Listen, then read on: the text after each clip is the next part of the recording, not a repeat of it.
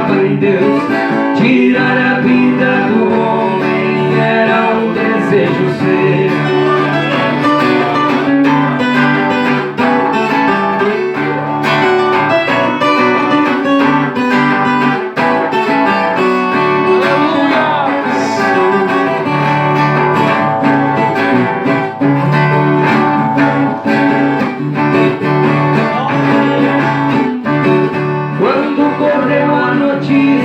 Que acabou de chegar um missionário valente que veio evangelizar.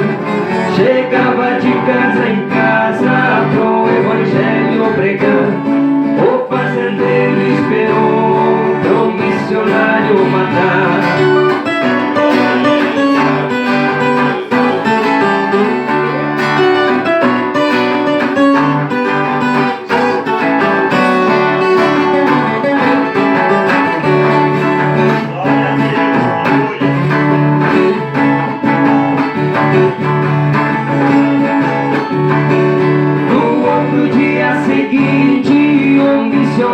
Chegou na casa do fazendeiro, de casa ele gritou. O fazendeiro endiabrado do seu revólver sacou. No peito do missionário aquela arma apontou.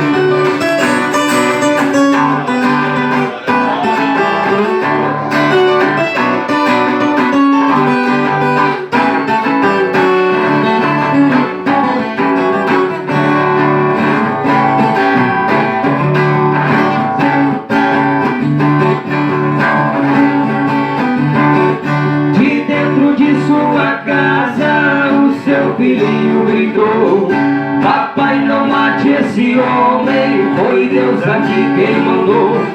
Com os gritos do menino, seu revólver derrubou. Seu filho surdo e mudo na hora ouviu e falou.